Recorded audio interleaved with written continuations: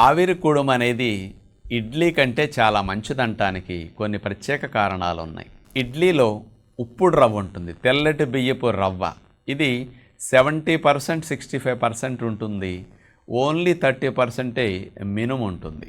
కానీ ఇడ్లీ రవ్వ ఎక్కువగా ఉపయోగించటం వల్ల ఇడ్లీల ద్వారా షుగర్ కానీ, కొలెస్ట్రాల్ కానీ, ట్రైగ్లిసరైడ్స్ కానీ, ఊబకాయం కానీ, బాడీలో ఇన్ఫ్లమేషన్స్ కానీ ఎక్కువ వచ్చే అవకాశాలు ఉంటాయి. కాబట్టి ఇడ్లీ కంటే ఆవిరి కుడుము ఎందుకు మంచిదంటే, ఆవిరి కుడుములో కేవలం మినుములు మాత్రమే ఉంటాయి. ఆ మినుములు కూడా మీరు ముడి మినుముల్ని, పొట్టు తీయని మినుముల్ని నానపెట్టుకుని ఆవిరి కుడుము చేసుకుని అందులో బరువు, షుగరు, కొలెస్ట్రాల్, ట్రైగ్లిసరైడ్స్ తగ్గాలంటే కొత్తిమీర చట్నీ, టమోటా చట్నీ, పుదీనా చట్నీ ఇట్లాంటి చట్నీలతో అయితే ఆవిరి కుడుము మంచిది. కాబట్టి ఎప్పుడైనా టిఫిన్స్ తినాలన్నప్పుడు ఆవిరి కుడుము పూర్వం నుంచి వచ్చే సాంప్రదాయబద్ధమైన టిఫిన్ని అప్పుడప్పుడు తినగలిగితే ఇది చాలా మంచి మేలు చేస్తుంది.